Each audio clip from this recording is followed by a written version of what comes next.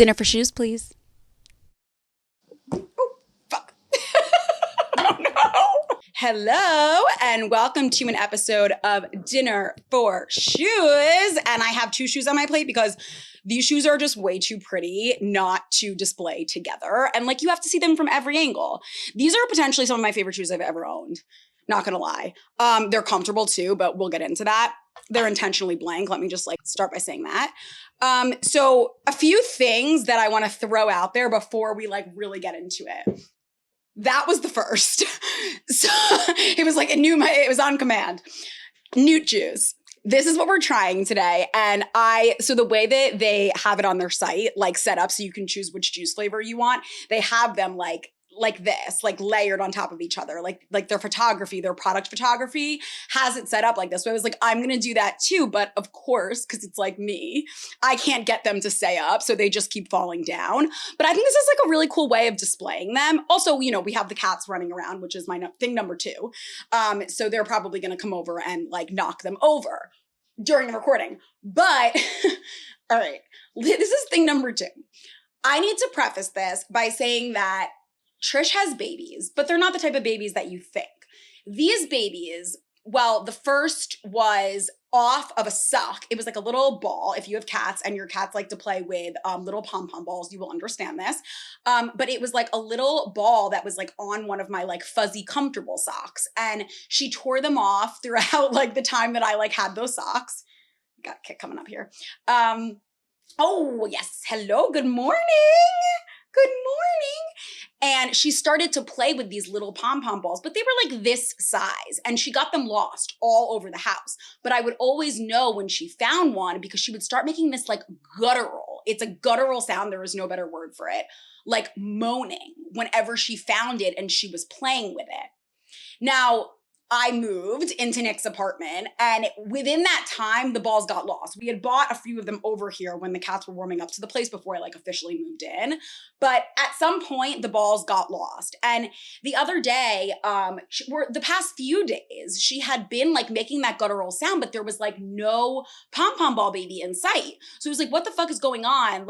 Is she seeing a pom-pom ball that she hid at one point and she can't reach it? And it's just her way of telling us.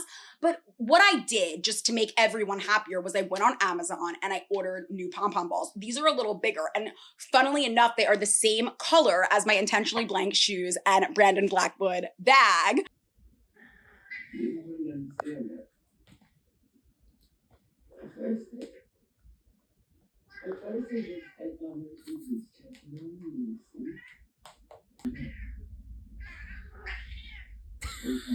Which, by the way, I have been looking for shoes to match this bag forever. I even talked about it in another episode. I know I have. I think it was maybe Black-owned brands.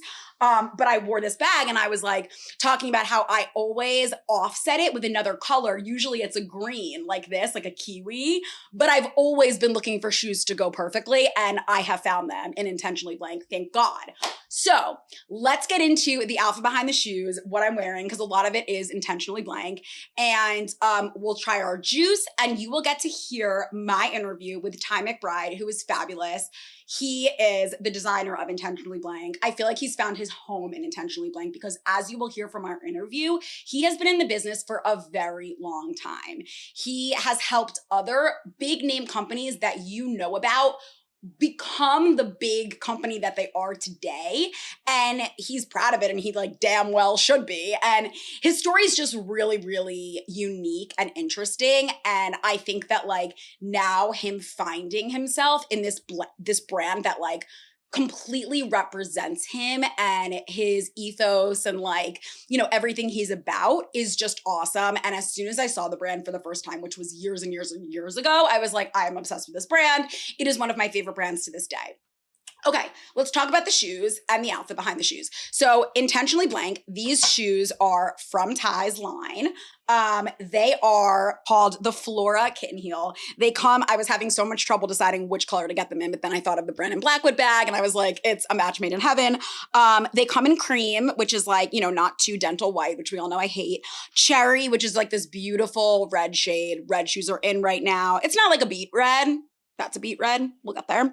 And the capri color, my color. And I knew right away, I was like, these are the ones. They come with this like leather applique, incredible laser cut flower that's on the center strap. The kitten heel is not too high. They're super comfortable. Intentionally Blank has like a very comfortable footbed. It's like the type that I've had shoes like this before that I've talked about, but you can kind of press into it and you know that you're going to have that extra padding, yet support there for your shoe. For your foot. So I love. And I really actually want to be wearing at least one of them. I feel like I'll be more fabulous if I am. So I have to. I am wearing them with my Intentionally Blank sweatshirt. You guys know I'm a Taurus. I have the Taurus tattoo. I love being a Taurus. I'm proud to be a Taurus. I'm proud to be a stubborn, judgmental bitch.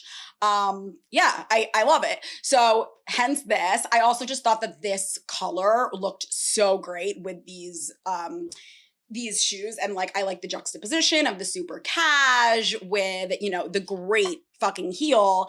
And that kind of is part of Ty's brand. He launched these slogan caps a long time ago, and he has since made such amazing, like every season he'll like do a new drop of slogans that are like kind of like they speak to the zeitgeist and they just are great. They're gay, they're awesome. I personally, like, maybe I'm biased, but I don't think he's created another one that is quite so good since this one.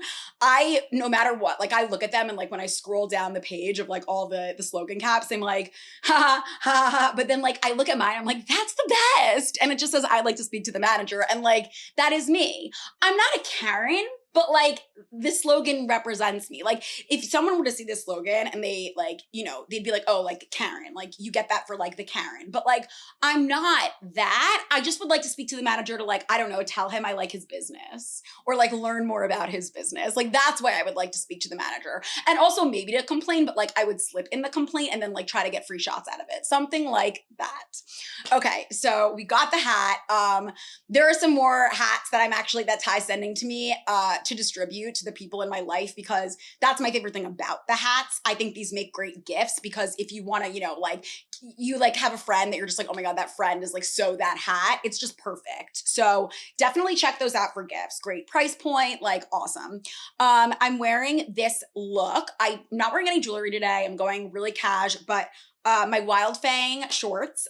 Megan and I wore Wild Fang for our International Women's Day shoot. And these shorts, they're Bermuda shorts. They're awesome. They're tuxedo shorts. I thought that would kind of like dress up the look, but give it this like, I don't know, like this like chic but comfortable, you know, vibe. So that's that. And then of course, as I mentioned, my Brandon Blackwood bag. This is still the one that I wear the most. I also own this bag in denim and it says Brandon Blackwood. It has his logo all over it, but anyway, okay, so let's quickly talk about Nute Juice, and then I'm gonna walk you through some of my favorite LGBTQ plus owned brands. I'm gonna tell you a quick little snippet about each of them so that you can learn about them, and then you'll go check out my interview with Ty, which like is amazing, and you should definitely stick around for. Okay, let's talk about Nute Juice. Nute Juice. These are, by the way, these things are called like juice bombs. How have they not fallen yet? There you go. Trish, come up here with your baby. I want Trish to like play with the baby in front of you guys so you can hear the guttural sound. And because it matches with my outfit, her baby, I'm going to bring it up here in a second. If she doesn't come by the end of this, we'll get it in, I promise. I started to make like notes for myself. I'm saying that like I've been doing it for the past few episodes, but this is the first one. But I just thought that would be easier. And I'm trying to be better about pronunciations because of a lot of our followers have been, I know, telling me like I'm pronouncing things wrong. And I really do want to be better. So I'm trying to like write that out for myself ahead of time. Okay, but let's talk about Nute Juice. So Nute Juice is in Jersey City, not Hoboken. The founder is Anthony Paleo. He co-owns the business with, I don't know how to pronounce, Georgie Breeze. If it's not that, tell us and we will fix. I will literally fix. Okay, so Nute Juice is a queer-owned business and they are in Jersey City. They deliver their made-to-order organic and unpasteurized cold-pressed juices throughout Hudson County and beyond. They have a bunch of different juices. If you want to do a detox, they're great to check out because you can buy in bulk. You can also create your own box, which I was going to do. I was going to do that, but then I saw these little bombs and I was like, you don't really technically like, you're not a juice drinker, so maybe start with a bomb and then decide. So I'm starting with a bomb. This is the apple beet ginger bomb. The ingredients are apple, beetroot, ginger, and lemon. It is described as having spicy ginger, packing a powerful punch. The apple's sweet and the beet is earthy. So all together, it creates magic. And this is a 4-ounce shot. It's good for a little pick-me-up on the go. It's good for pre or post workout. Yeah. And they deliver right to your doorstep. So even though I'm in Hoboken, they delivered it. So we're going to try it. It's so beet colored. But I feel like it matches with my outfit too. So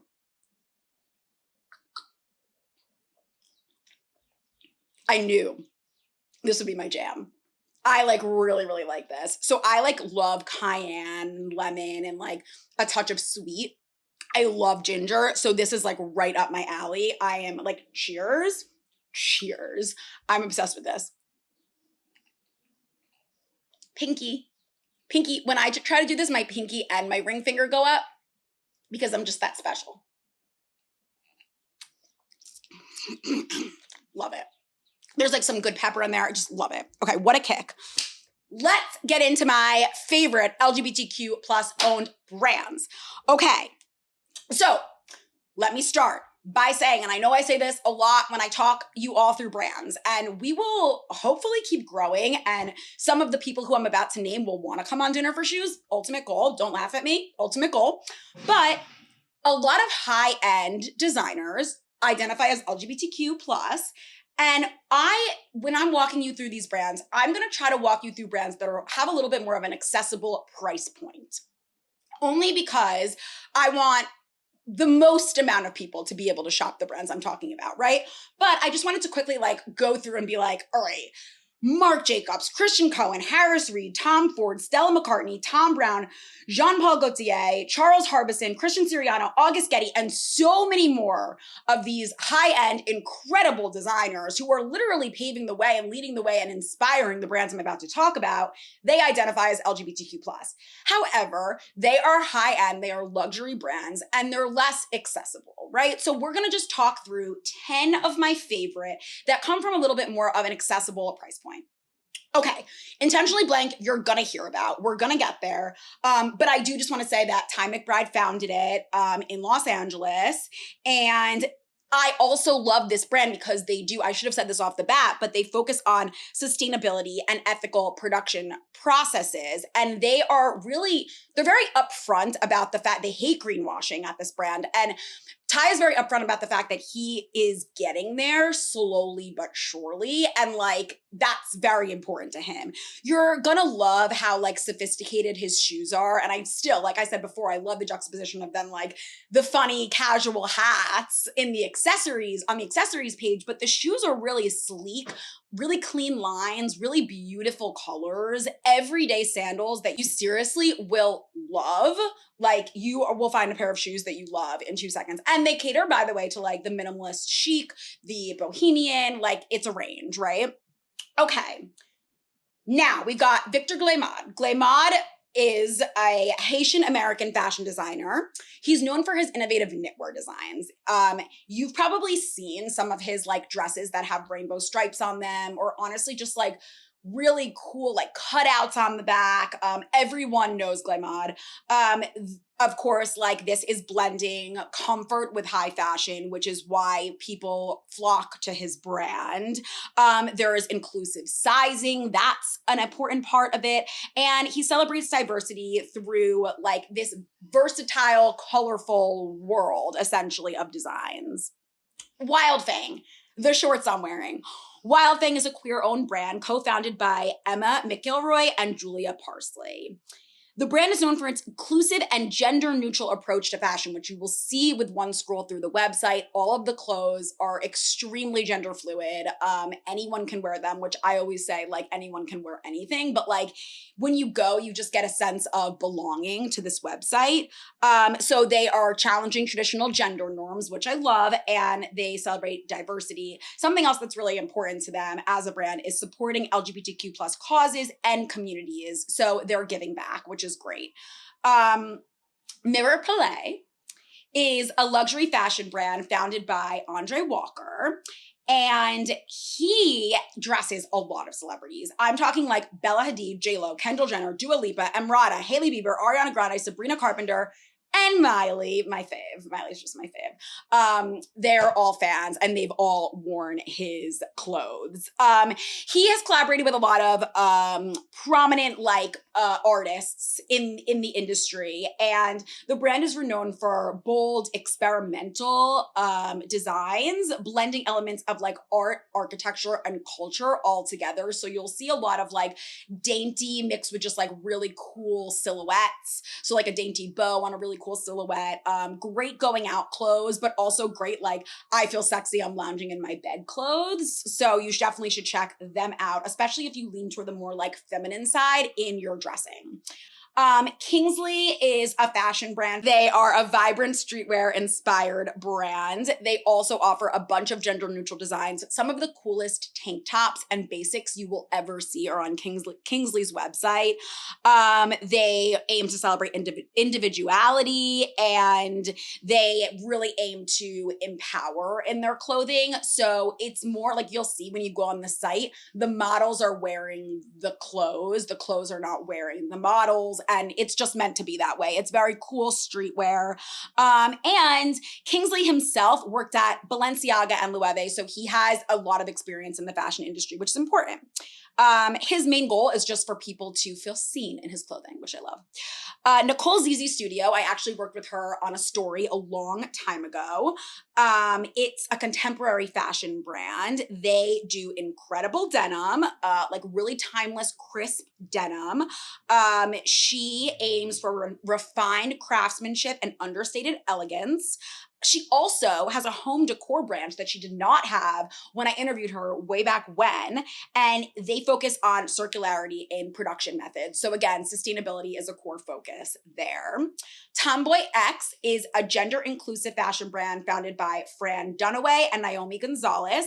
They do comfortable and stylish underwear. Their campaigns are so cool. Their feed is so inclusive and so bright. Follow Tomboy X just for like the feel good aspect of the brand, I would say. The underwear, loungewear, and apparel is meant for all body types, all genders. It's highly inclusive, like I said. And it's also, of course, because it's like coming from this loungewear, underwear space, it is for people who value comfort. You're not going to find like cool going out looks there, but you are going to find the foundation of your wardrobe there, and you're going to love it. So that's really great. Okay, Flaunt Streetwear. Flaunt Streetwear, I also interviewed way back when. They are a gender-affirming fashion brand founded by Chris and Courtney Rhodes. They are known for their inclusive apparel, their accessories. They also produce gender affirming binders, which is very important to the LGBTQ plus community. To find a great brand that does that, that's also accessible, right? They also cater to particularly the transgender and non-binary individuals who are exploring options for their wardrobe, which I love. Rebirth Garments. Rebirth Garments, we actually did talk about Rebirth Garments in another episode as well. I am finding like overlap now in brands that I talk about. Sky Kubakub is the founder. It's a gender non-conforming fashion brand. They offer lots of vibrant and expressive designs, really eccentric work. Every piece looks like art, so you should definitely check it out, give it a scroll through.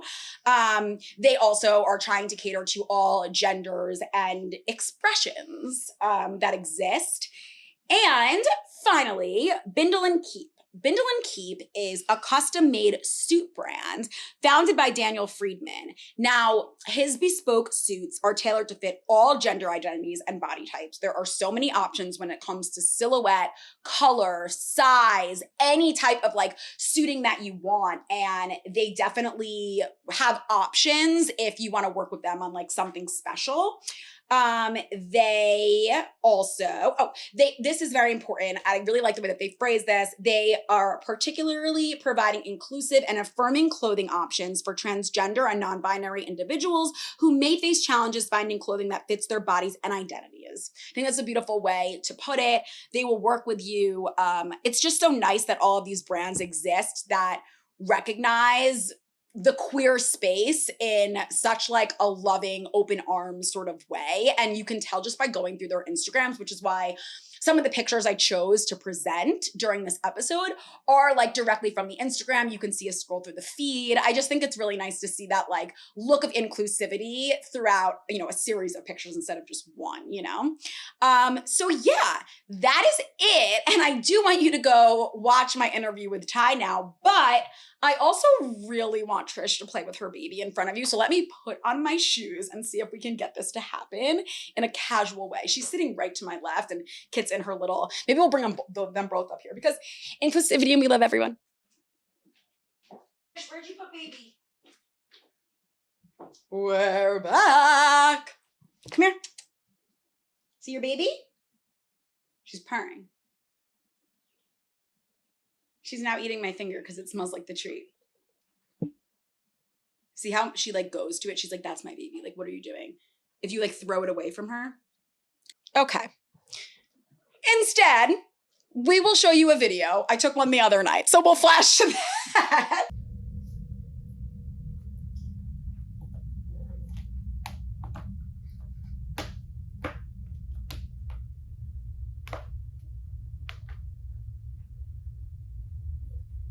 So my name is Ty McBride. I am 46. I am the founder and co-owner of Intentionally Blank. I started the brand 10 years ago. We are just now celebrating our 10-year anniversary, and I am celebrating about 23 years in the shoe industry. Wow. I went to college in San Diego, and then I moved to New York City. I was managing a boutique for an ex-nun lesbian on the Upper West Side. And I got a call from my old boss in college where I worked at a surf boutique in Pacific Beach. And he had gotten me an interview to be a sales rep for a shoe brand. And I had no idea what that meant. I'm from the West Coast. I didn't really know about garmentos or like shoe dogs. I didn't really I had never seen like a Jewish person. Like, I am from a very small town in the Pacific Northwest. Like, we don't have any industry around those kind of things. So I went to the interview thinking that I was going to like a fashion showroom situation where I would be dealing with like buyers and like, it was 2000. Yeah. So like the internet and social media wasn't really pumping. But I was very, very obsessed with Fight Club at this time, and I was also like very into my twink era. So I went dressed basically as a male prostitute to the interview. I love it. This included a boy's jean jacket, a crop top, leather pants, and Python cowboy boots. So when I got to the interview, because I knew the brand and it was very rockabilly, it was very that look. When I got to the interview, there was like 3 other people in the waiting room, and they were like 60 plus, Jewish male, brown, like leisure suit. And like I had a vintage like Coach attaché, and inside was my resume, and then like a hard disk that I had printed it at the Kinko's at Union Square. And so when I got to the interview, my stomach just dropped out of my little extra small leather pants. I just was like, no, what are you doing here? I was so terrified. And I was the last interview. And so I just was like, hey, I'm mortified. I don't, I'm really sorry. I am dressed like a prostitute, and I know that. And then I like opened my bag, and I had like one piece of paper, and I got him my resume, and he was so cool. He just said, I know all of those guys. They're shoe dogs. They work for everyone. I know them. They're just looking for work. We're really looking for someone new and hungry. And it was a licensing business, which I had no idea what that meant at the time. So, they did own a brand, but they hadn't started it. They were licensing the brand. Okay. The rest of their business was private label. So Kmart, Sears, JCPenney, Steve Madden. This was at the time when like Wild Pear was still open. Baker's was still open.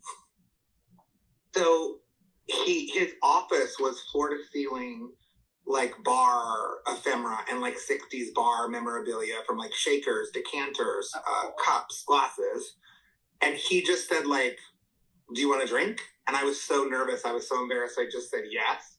And he like pushed this James Bond thing on his desk and like a little like cocktail set came up.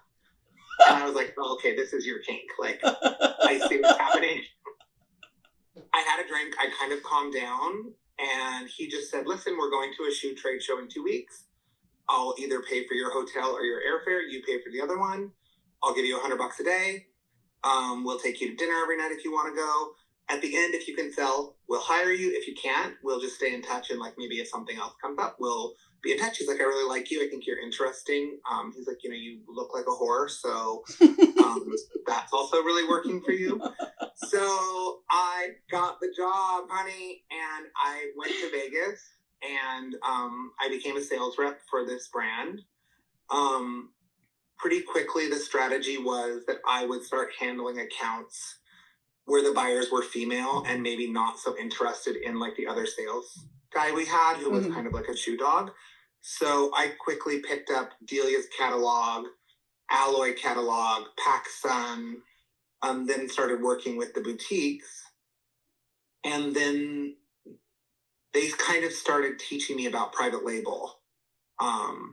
And from that job, I met Jeffrey Campbell at a trade show. And the first day I met him, he offered me a position. Okay.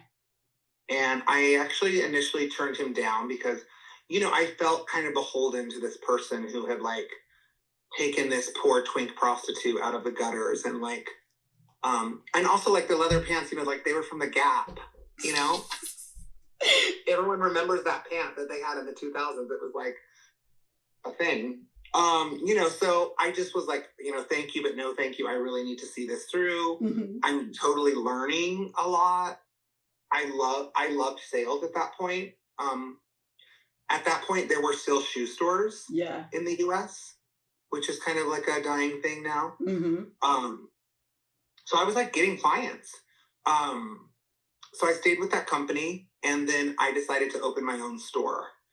And I moved back to the West Coast, and at 24 opened my first store called Paris, Texas. And when I opened that store, Jeffrey made me an offer to just do freelance for him. Selling, package redesign, just like little things like marketing stuff. And I worked for Jeffrey Campbell, and I worked for him for many years. And I eventually, with his help and advice, sold. I had 2 stores with my college best friend, and we sold those stores. Also, if you're 24 years old, do not open a store with an Amex. Go sell your feet pics, whatever it takes. Do not just max out an Amex. I actually also have like nice feet, especially at the time. I wish I would have known that that was an option. So I ended up selling the stores, which is like crazy to me that I found someone that wanted to buy them. They gave me money, and I hightailed it back to New York City, honey. And I started working for Jeffrey. So this was, you know, 2004 or 5. Jeffrey Campbell was not a tiny brand, but it was like pretty small. It was him and his brother and his wife. They had one employee who wasn't related to them. It was run out of his garage, which is where he ran it for many, many years. He knew that I had a very sincere love affair with New York City. And so he offered for me to move back. I didn't have, I mean, nor did anyone. I didn't have a job description or a job title or a work email or anything like that. So I just remember the first day I went to a cafe and I bought a notebook and I opened my MacBook and I just made like a Gmail and I just emailed him and I was like, it's 9 o'clock. I'm working. I'll message you at 5. And I just sat there all day and I just kind of wrote my job description and reached out to him with a series of emails about pockets of opportunity that I saw in the business and things that I thought would be cool. What would he want to do? How could I help? You know, outside of like all the trade show stuff that I knew about. So I stayed there in-house full-time for just over 5 years. Okay. Through that time, we saw major brand trajectory, and it got really, really wild. We became very big very quickly. And at the end, I think he and I have different stories about how it ended, which is very funny. I was fired like between 2 and 3 times, depending on who you ask, from working there. I briefly started my own consultancy in New York City, which was called TMI, which is Time McBride Industries. The very first day that I opened it, he had just fired me. And the very first day I opened it, he called me at 9:01 a.m. and retained my services. This was before I knew what gaslighting was. Okay. So I didn't know that I was being abused. Which is wild because I'm a Leo. So I think that everyone is like either obsessed with me or abusing me. So I started this little agency and I had him. And for him, I did largely like social media, brand development work. I had an Australian brand called Senso. I was doing sales for them as the first agent in the US. And then I quickly scooped up soulstruck.com. And I am an Oregonian and they're from Oregon. And the owner was like a tech person. I freelanced for them through the agency for a year. And then eventually they were just like, we cannot afford this retainer, but we want you to come in-house. And blogging was happening, and like Nasty Gal had just opened, and Need Supply was pumping, and Oak was happening, and like this whole thing was happening. And the owner was just like not a fashion person. Okay. He's not a shoe person, which I really liked. And so I was like, you know, in my mind, I was like, well, this is kind of the next phase of like what's happening with e-com. So I went on board with them in 2008, I think, or 2009. And it was just very crazy. He just gave me an expense account and was like, we're not doing well. It's image related. I need you to like bump up the image, and, you know, I need you in Portland 1 week a month. So I became bicoastal, and I worked at soulstruck.com for 5.5 years. It was insane. We became sweethearts of the internet. I hired this insane team that was like a cult of the fucking craziest shoe witches. You know, we had like kind of everything. We had like the baby gay. We had like the bad girl. We had this like, you know, kind of like wild bitch. We had this girl with tiny teeth. I mean, it was just like very close group of people. And there was no rules. You know, our competition was Amazon, Zappos, shoes.com. And so we were like buying shoes that were very hard to find. 66% of our business was global at that point. So it was like, you know, we weren't buying black flats. So it was like, you know, it was the time of Jeffrey putting studs on everything, and doll heads and indie sleeves. And, you know, so basically the first thing I did was I made him get rid of all the brands I didn't like. So I was like, we are not selling Jessica Simpson. We are not selling FUBU. Because when you started a website back then, people were afraid of the internet. Yeah. They wouldn't sell to you. So he had just taken all these brands. He didn't have any industry connects. So he pushed back because I sold several thousand pairs of shoes for $1.95 to a jobber. And eventually I got him to do it. And then we worked on a site redesign. And then I started carving out this crazy team of insanely talented people and this brand matrix that was like unmatched. So it was like on the low end, it was Jeffrey Campbell, Dolce Vita, Sam Edelman. Then I snaked my way into like Rachel Comey's showroom, Acne. We had KTZ, Yoji, Adidas, Puma. Jeremy Scott. So it was really shoes from $99 to $9.99 for the shoe obsessed. Mm-hmm. I worked there for just over 5 years. My official title was Global Brand Manager, Creative Director. I had a very talented person working under me on the creative side. I'm very happy to say that she works for me still at Intentionally Blank. And she had been with me for a very long time, and she's wildly talented. And we were just kind of like the indie, non-funded, kooky kids creating content before that was a thing. So it was like lookbook heavy. And then like people would publish our lookbooks like on their Facebook and like bloggers. And we were the first advertiser with Fashion Toast. You know, my God, Fashion Toast. Yeah. And, our ads went from like $70 a month. And I think when we finally had to stop, our banner was $7K. Wow. So at that point, she was like Fashion Toast with butter, honey. You know, she was like getting all the butter she wanted with that point. And so I ended up being terminated from Soulstruck.com. And I had just moved to LA 1 month previous. And there was like a little bit of legal dust that had to settle. Mm-hmm. I had a non-compete. I couldn't work in the shoe industry. And then there was some other small things that I, probably on paper I'm not supposed to talk about, but there was like a little legal dust that was like needing to settle. Okay. So I just did what any single homosexual would do. I bought a plane ticket around the world. I went to China. I went to Spain. Amazing. I went to every factory that had ever gained money from working with me. And I just approached them and I said, I launched 3 brands at Soulstruck. Jeffrey gave me the opportunity to learn everything. I cannot draw. I cannot CAD. I am not taking another job until I am filing for bankruptcy. And 3 factories agreed to work with me. And I just said, I need the first collection samples for free. I need you to send me the samples on your own FedEx account.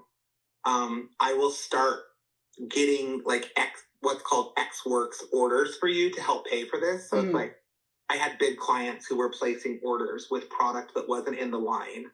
Okay. And I would either put it under Intentionally Blank or I would put it under their brand. So I did some shoes.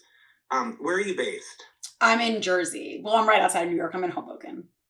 So I did some shoes for LF stores. Mm-hmm. So they used to have stores in Soho. Mm-hmm. I did some shoes for Nasty Gal. Mm-hmm. I did some shoes for Free People. That kind of like started greasing the wheel for the factories to be like, okay, like he's going to do it. And then I made the first collection, and my very first customer order was from Soulstruck.com. They gave me my first order, which was like really nice of the owner, considering how it ended. And I just started. I started this brand with $40,000, which is like insane talk. Yeah. Luckily, I had just moved to LA, and I really, really, really, really didn't like it. And because I had no friends that weren't pre-existing, I had several friends from New York who had moved there. Mm-hmm. I just was able to work every single day. I would wake up on Sunday and be like, oh, I bet someone texted me to go to brunch. And then I'd be like, oh, no one again. Yeah.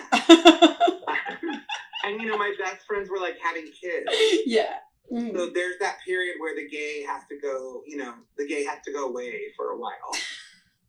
But not away. You were building something. Yes. I went away on my own terms also. And my best friend had a showroom in downtown LA. Mm-hmm. And she rented me the back corner for $300. Oh, awesome. And I just had a table. Yeah. And 6 months later, she moved out of the office. And she took the back table and she increased my rent. And I took the office to hold some inventory. And I had my baby. I had my Intentionally Blank shoe baby, honey.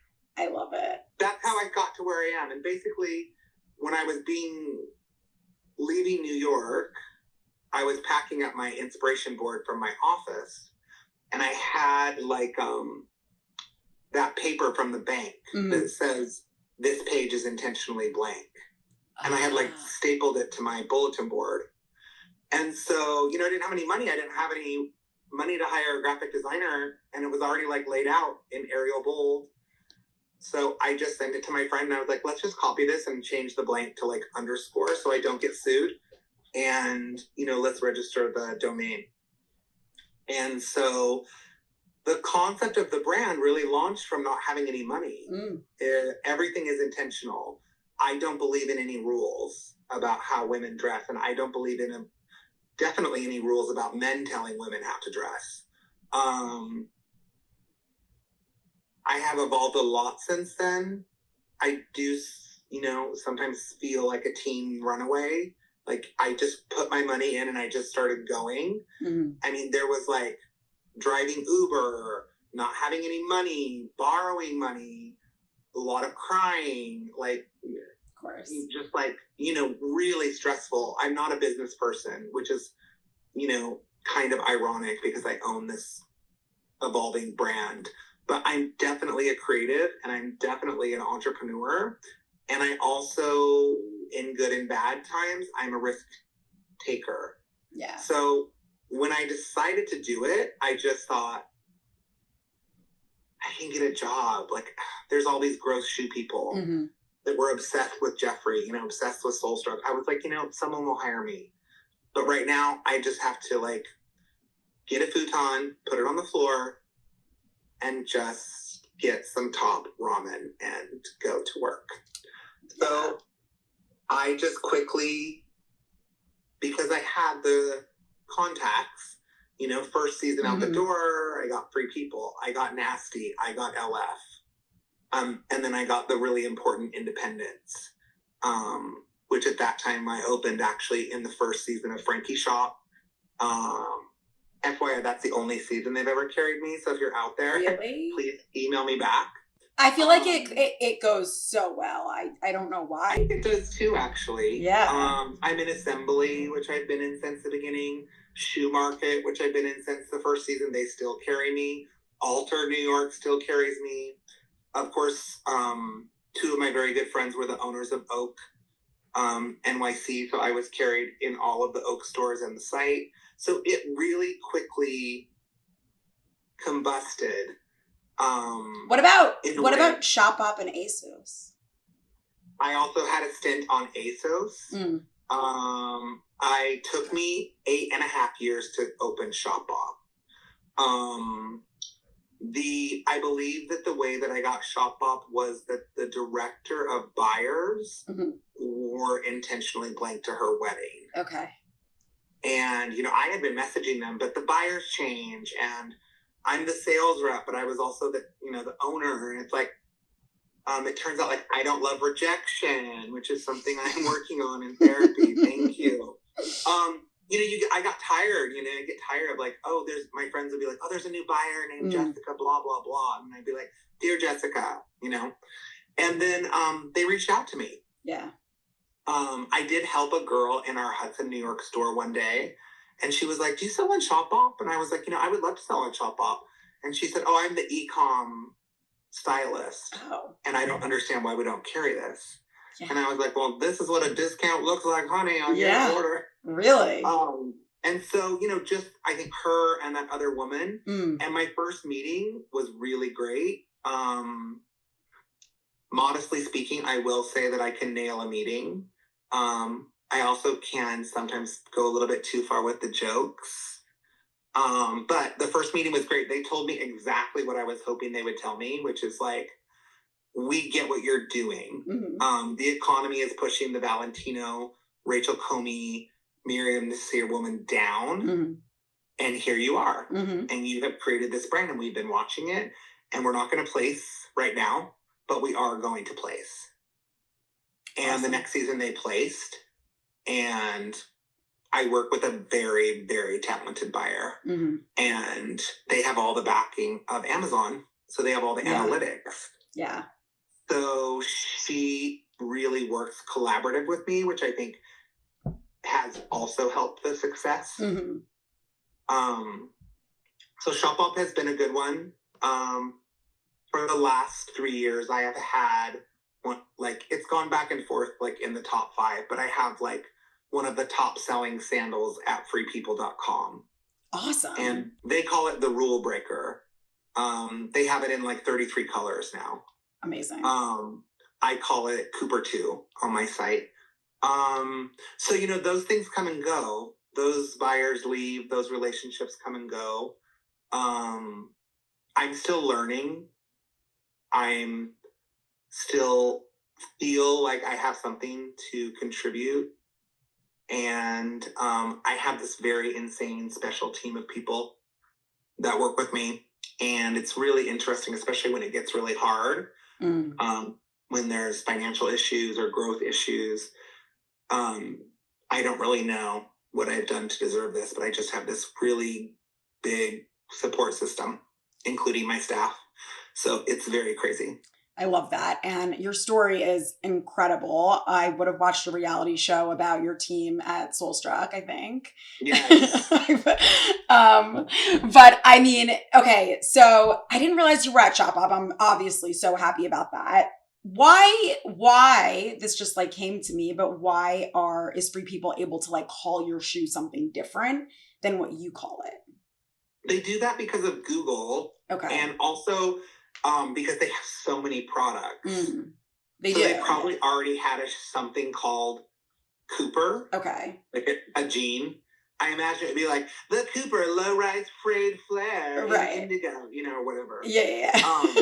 And so because of their SEO and, you know, their product build out, okay, I bet that they just need to rename it, which is kind of fine because then I eventually get also sales from that. Yeah. Because people are searching and then they stumble upon the original site. Right. I don't like it when I see women on TikTok that say like, oh, this Free People shoe. I do have like a late night, I'm like eating frozen grapes in my bed and I'm like, yeah. Oh, I hate you. As an editor, that really gets me. Like, I cannot stand it when someone like just puts Free People because the link is from Free People. I hate it. So I mean, I'm there for you. Speaking of cults, they have a cult. Like that woman who loves Free People, she loves it. And she wants the look, the head to toe. So I get it. She's like, oh, these are from Free People. Right. I did bring a few shoes to show you. Yes, please. I want to talk about what you're working on now because, I mean, I just think, oh, I love that. The little backless mule. So this is from the first collection. It's 10 years old. Okay. This is the Honcho. It's known for this like square toe, which is kind of a nightmare for the factory, which is also why I think I haven't seen this shoe replicated a lot. Also, I assume brands that are into like copying stuff probably assume that this shoe is dead because I've been running it for so long. But it's like, oh, more sales for me, honey. Yeah. This shoe's always in my top 10. It's insanely comfortable. For part of our 10-year anniversary, we're going to be unveiling that the Honcho is actually named after my favorite gay porn magazine, which is called Honcho Magazine. That's amazing. So it's not something I thought would be carrying on for 10 years. But there you go. So I think that's also really funny. You know, we've also become really known, especially with our retail stores, for our boxes. We have these kind of like very minimal pink boxes. Obviously, like all of our boxes contain no plastic. We use recycled stuffing. Any small thing that we can do. Obviously, shoes are, in my opinion, very difficult to make sustainably with glue and leather and stains. So our packaging, we really work hard on is, and also like the evolution of sustainability in footwear. There are some brands who claim to be sustainable. I am very careful about that. Yeah. It's something I take very personally. Yeah. I mean, that makes so much sense. Okay, go ahead. Yeah. Tell me more. Ballet flats. So, I mean, obviously they're back. This shoe is called the Pearl. I find that anyone over 25 doesn't actually want to be in a flat all the way. So I do a lot of them on this little tiny, and I love this detail. You know, I make some ballet flats. I feel like, is it flattering? I completely agree with you. As someone who's short and like I've never liked my legs, they're kind of like, you know, the stubby athletic leg. I want a little heel. Totally agree. It just is, you know, it's like if you're not eating carbs, but you get a few croutons on a salad, it's not a big deal.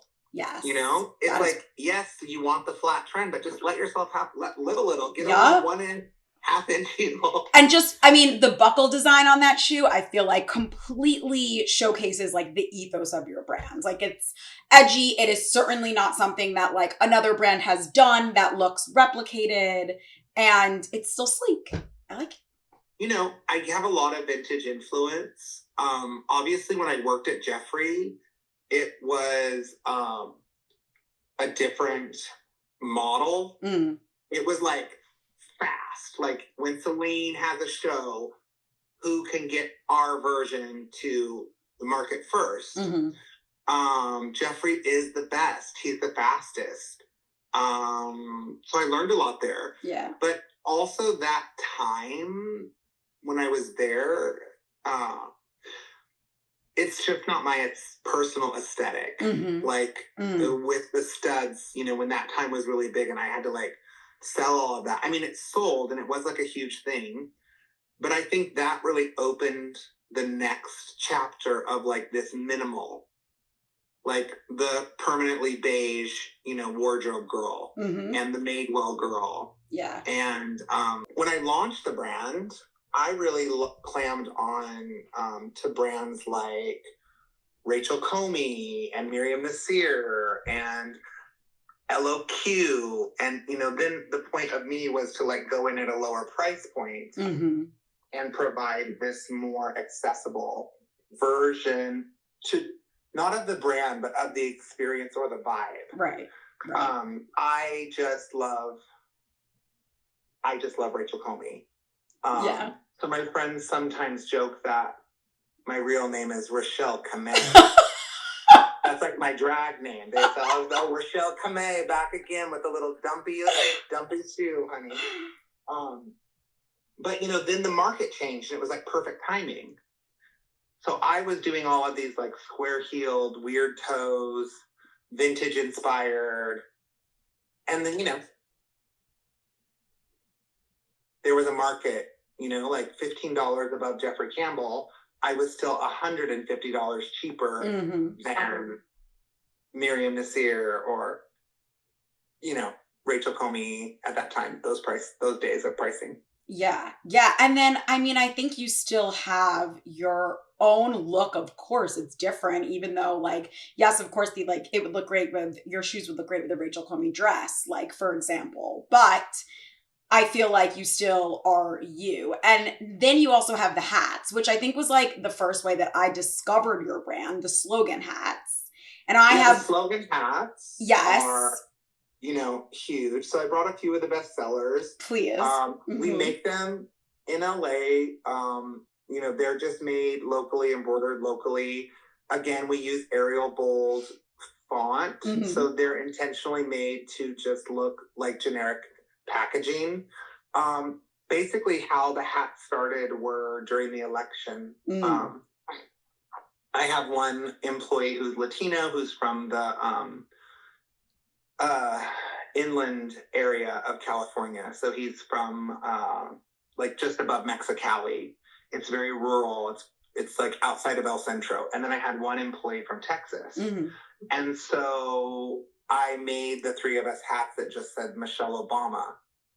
And we like, you know, the election had just happened and we took them, you know, we're talking about how we didn't want to talk about the election at Thanksgiving. And so I made these hats and then both of them were like, what's so crazy is I feel like I literally could have sold like 20 of these. Yeah. And I was like, yeah, but we can't just like put a Michelle Obama hat on the site. We're a shoe site. So we made a few. I think we made like 5. Fun Mom, Per My Last Email. I love Per My Last Michelle Email. Obama. Human Being Human. Sometimes the really niche ones, like we did some early like RuPaul-isms. The really niche ones can sell like very fast and very turbulently and then are done. Okay. But I launched the hats. It's become like a very big part of our business. Yeah. We have them on. We have done them for Nordstrom. We are doing some right now for Anthropologie. We do customs for like some of our small stores. We do some Pride hats. I'm doing a hat right now for Pride that says Gay and Weak. And it's based on the senator from Missouri who has an issue with the homosexuals. And we'll be donating the profits of that hat to a LGBT charity in Missouri. Love that. So yeah, the hats. And then, we're working on some new things. We've, one really thing kind of looping back to baby steps for sustainability that's new for us is we have this project called the Storehouse Project. Okay. And my factory has a room called the Storehouse, and it's all of the leather remnants from the season. So it's what I use for sampling as well as what I use for production. So when you're making a shoe that has a bow, they have to cut that bow out of a giant piece of leather. So it causes a lot of waste. It's called overages. And so sometimes you'll see a shoe that looks simple, but maybe has a bow or like some kind of shape. And you're, not sure why the price is what it is. And it can be from overage of leather. So we launched the Storehouse Project 6 months ago, and we made a wallet out of the remnants. It's super cute. And the way we sell them is on the site. We sell them in color stories. Okay. So there's a green story, a red story, a pink story, and then we choose the exact one. They're all different. They're $32, and they come in a recycled canvas satchel. And so now we're launching 3 new products for the Storehouse little shop on our site, and we have them in the store as well, and people love them. And it's like a little satellite wallet. You just can like toss it in your bag, or if you're going out for the night, it can hold like a few debit cards and some cash money. And so, the hats, the Storehouse wallets, we do apparel as well, just for the site, which we don't wholesale. Yeah. I was going to ask about the apparel next, actually, just when that started, because I feel like when I first discovered your brand, you weren't doing apparel just yet. And kind of like where your inspiration came from for it, but also like where your inspiration comes from in general. Like when you're thinking about making it even a new shoe, how does that kind of come to light? I am always shopping, so I love a vintage inspiration. Shoes are made with molds mostly, unless they're wooden or otherwise fabricated. So that's the main cost of making a shoe. So for example, we have our K series shoe, which is known for this heel. It's like 2.75 inches. So, I made a mold of this heel that I found on a vintage shoe. Theirs was very low. It was like wider and lower, and I wanted it like a little bit higher. And then this is an upper from a vintage shoe that I used to run on a different shoe. So I just kind of made them like together. So cool. We've been selling this shoe for probably 5 years. We have about 6 shoes on this construction. So that's kind of how you amortize the cost. When I started running this square toe, this seemed very fast at the time. But the upper then is very kind of like she's from Charleston, she's from Dallas. It's like a little bit more femi. It's not aggressive, but the toe is aggressive. But if you pop like a cute pedicure in it, all of a sudden it's like really cute. And, this is very elongating. So I care a lot about women in general. I care a lot about personal style. It's something that was so important to my mom. I was raised on a cattle ranch, and when you live in an agricultural community like where I'm from, like, I remember my mom and dad saying like, oh, we're going to town. So they would be like dressed up, like to go to dinner, have a date night. And my mom, she was just this very striking person, but with her own style. It was the 80s, and, she has like very specific hair, frosted hair, kind of like a helmet. And a lot of denim. And so I just love this idea that I really have stuck to, which is that no trend is trend. And that I don't believe in the rules. Mm-hmm. And so if you with the internet, and like the athleisure, the influence of athleisure, it's like, if you think that you're goth, great, I don't care. Mm-hmm. But also at the same time, if you think you're boho, I also don't care. I think that's great. And I think that we're seeing so much cool stuff and so many kids making cool brands and selling small batch things. Yeah, dress however you want. Like, I think it's really cool, and like how people maybe changed their style during COVID, like full circle from going to like real sloppy, like, and now really wanting to not, and like they want to look like they work at like St. John's, like this like very structured like femme Chanel look. I love that, like kind of like openness to interpretation. When I check our analytics, our woman is like 28 to 60. Okay. We have a store in upstate New York, which is very, very inspiring to me. I love retail. Yeah. I hope that retail never goes away. I love touching things. But, when you get a New Yorker, when you get a woman who's 60, who's 70, who's a New Yorker, and they come to your store, you need to be ready. Yeah. She doesn't care. The woman who's wearing the big necklace and the little weird museum store glasses with the weird bangs, she doesn't care if she's heard of your brand. She's like that Yoji woman, who's like cool, and she's been in the city, and she'll try out new brands. And like, then when she sees the price of my shoes, she's like, these are at $190. Then she gets both colors. So I love that about New York, and my inspiration of, my love letter to women and my love letter to walkable shoes. I don't make high heels. Yeah. I use memory foam in all of the shoes. I just think it's getting harder to start shoe brands. Yeah. I mean, I think like something like a sentiment that you are speaking to that I love is just kind of like the person who likes what they like, and they don't like it because it fits into like this new aesthetic that they're going for, that's like going viral on TikTok. And I mean, I think your brand has like consistently done that, which is probably why it becomes so popular, even on these like sites like Free People, or who are buying your product and they're just like, oh, my Free People shoes, like they flock to that style. And I think also what's so cool about it is like you saying that you base a lot of your inspiration on like vintage shopping, like going vintage shopping and being inspired by those pieces, because I'm the kind of person that I love vintage shopping.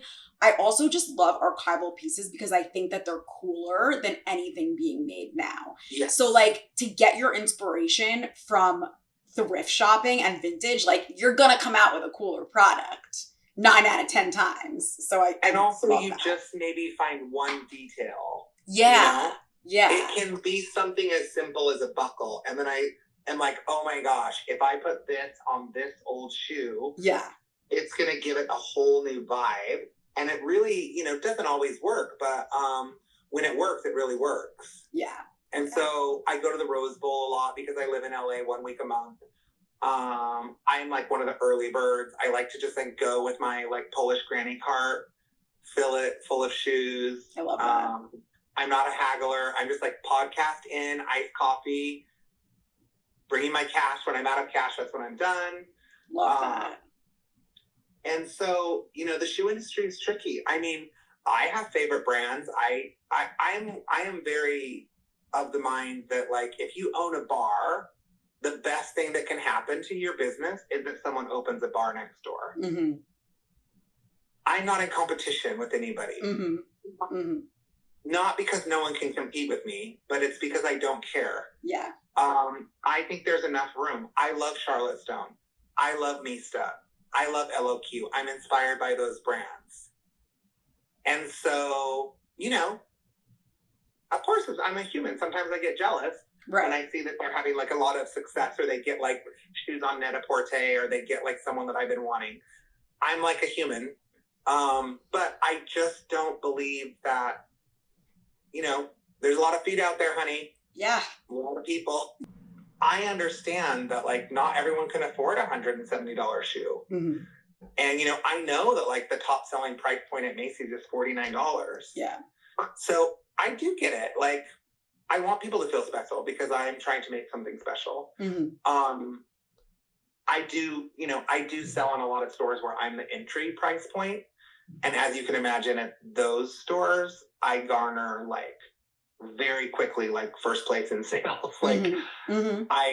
if you are a good buyer and you buy higher brands for your boutique, but you also buy my brand, if you're a good buyer, I quickly become like a repeat for your buying team. Yeah. And I have some really good stores, like I sell to Bona Drag, I sell to Lisa Says Ga, I sell to some really weird stores in the Midwest that are just like kind of the only resource.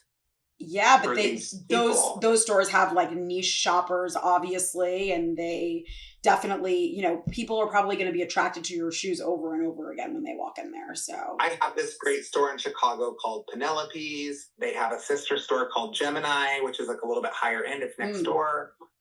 I mean, they've just been placing for 10 years, and it's like, I don't make snow boots. Yeah. And so I feel very lucky, and I also feel very. I think it took me about 8 years in to actually just say that I'm proud of myself.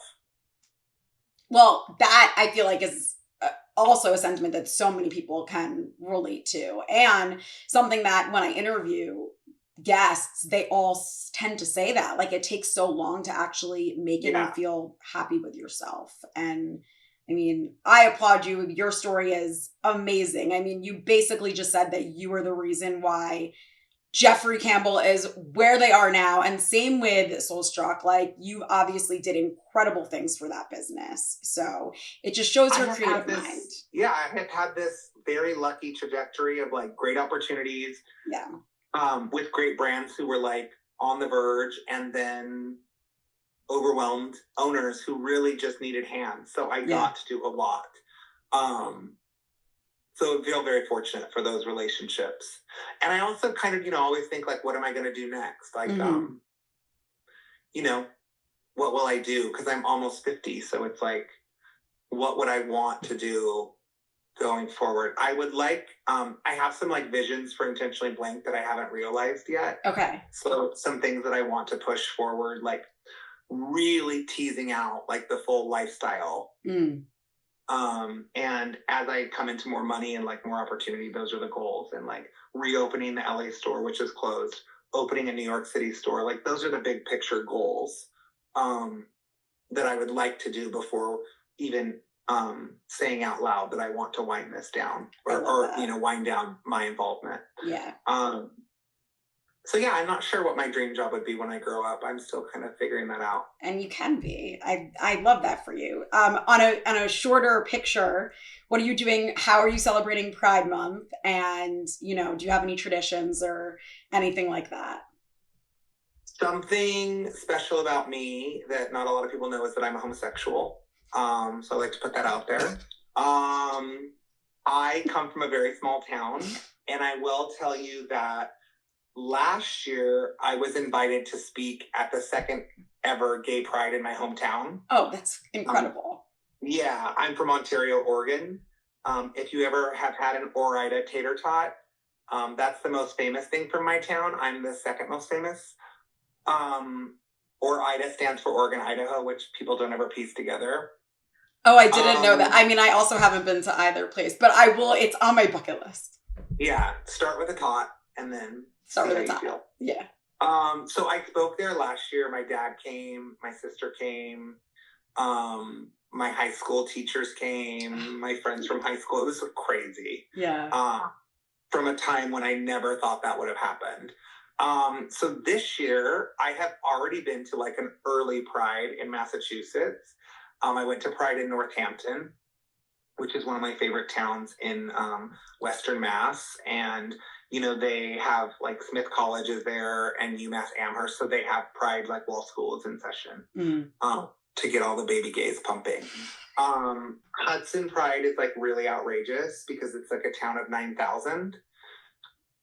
It has a really, really big gay population.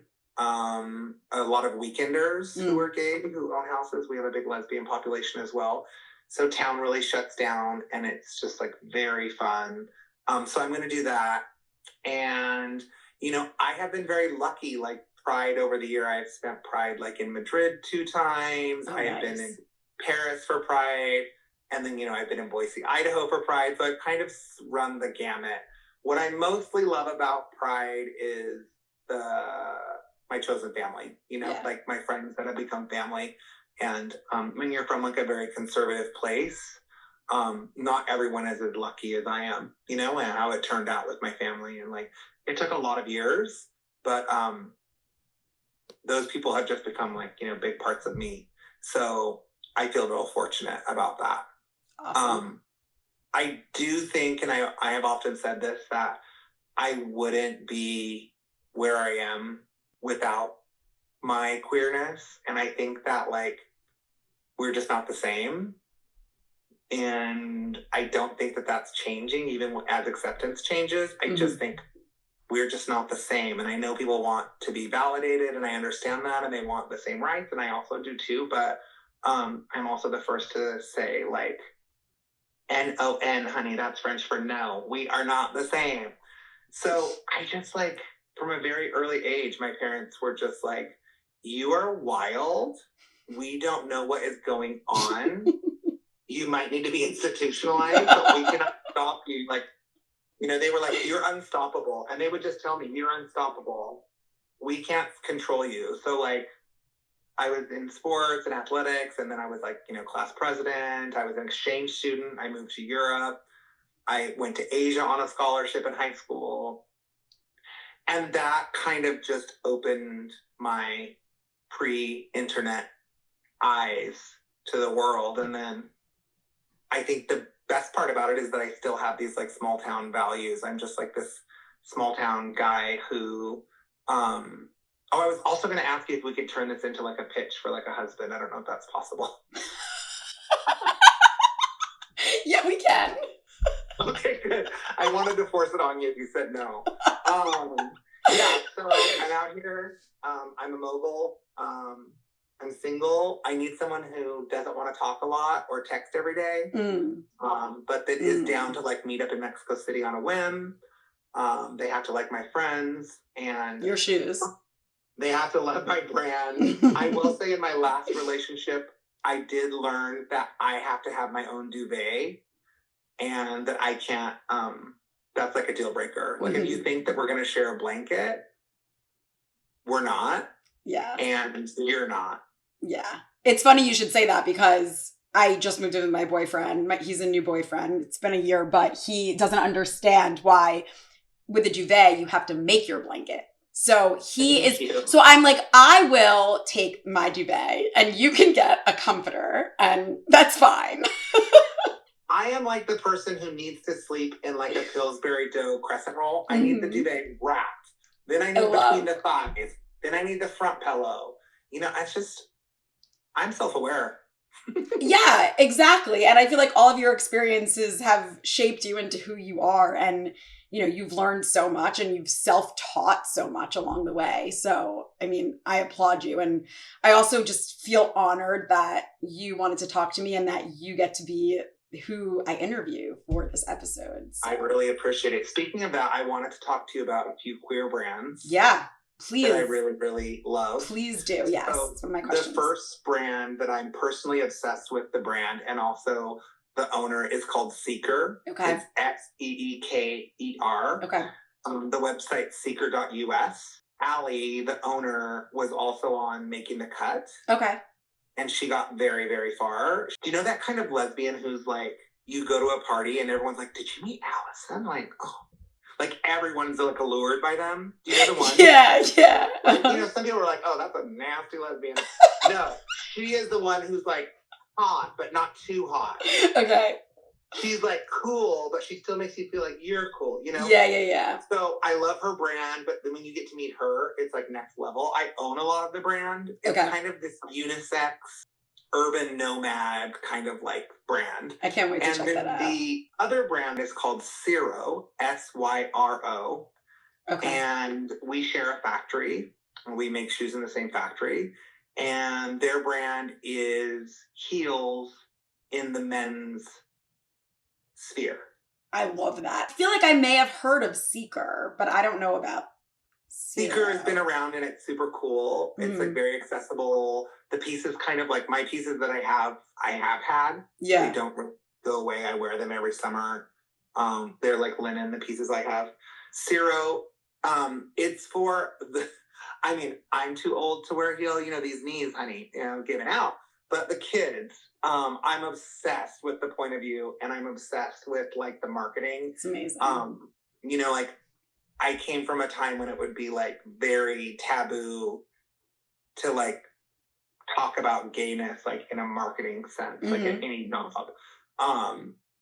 And I remember that, like, being soul struck. We had a ton of gay clients. And I remember one of my employees' coworkers saying like, oh, shouldn't we post something about gay marriage being passed in certain states? And I remember just feeling panicked. Like, no, like, I don't want to do that. Like, people will know that it's me. And I don't want to deal with all the comments on Facebook at that time of like these weird girls from like Louisiana or whatever. So I'm just so proud of Henry that owns Zero, just like doing something for their community that's like really needed. Yeah. And I just kind of think to harken back, like that's what I mean about the queer community, like not being identical. Of course, I don't think there's anything wrong clinically with straight people, honey. Of course I accept you. I just don't think that we're exactly the same. Totally. And isn't it just fucking crazy too that like that is one brand you can think of. You can maybe think of 5, if that are actually making that type of shoe and fulfilling that purpose. And it's crazy. But also like 14-year-old girls have size 12 feet. Yeah, that too. Yeah. It's like you raise a kid in a Skechers and give them all that milk. What do you think's going to happen? And so, there's a market like for wide calf boots expanded with shoes, it's like, it's just really an interesting time. And I just sampled like our first wide calf boot. So I can, I think one thing I wanted to say that I forgot is I think people think that my brand is bigger. So like people are like, why don't you offer these in wide calf? Like they don't understand the cost rollout or SKU of that. Because I sometimes think people think that we're bigger, which is fine. But I like to be real about the rollouts. So we just sampled our first version of like one of our best sellers in a wide calf. And, it's like when someone like Zara tries to make plus size, you cannot just make a top bigger. The bust is different. The width is different. The arm shape, the armhole, it's like, plus size is plus size. It's different. Yeah. Trend can translate, but I think the proportions and, so I'm learning what that means in tall boots, especially because I know that's the biggest struggle is like, if you have an athletic calf, even if you're like straight size, it's very difficult because, like shoes are already difficult. So that's something I'm really excited about to explore, like servicing more people and, like I said, just getting a husband out of this interview and really just having my wedding here on your podcast. You never know. I mean, well, first of all, I would cover your wedding. But you never know. Like, you never know who's going to like, look. I've been getting all these like random followers from like some of the giveaways we've been doing. And it's like, you never know who those people are. So we're going to put it out there and we will market it as that. I'll probably write a caption, something about Perfect. Get Tinder to sponsor this. Yeah, what is there like the thing like it starts with a swipe? Yeah. I think I'm more like a Hinge girly. I liked Hinge when I was on. I think that was the one that I actually felt like I made the most connections. I like it because of their slogan is like the app that was made to be deleted. Oh yes. Like, that is a good gay one. For sure wrote that. He's like, oh, delete this. I can see her in the comments and I'm like, you guys, no, wait. The gays, they're wild. Thank you so much for tuning in to the LGBTQ plus owned brands episode. I hope you enjoyed my interview with Ty. He's fucking awesome. Check out his brand. Also, he's cute. Wink. like, subscribe, tell your friends about Dinner for Shoes. And sorry we couldn't get Trish to do her baby thing on live camera, but we will next time. Ow! Bye.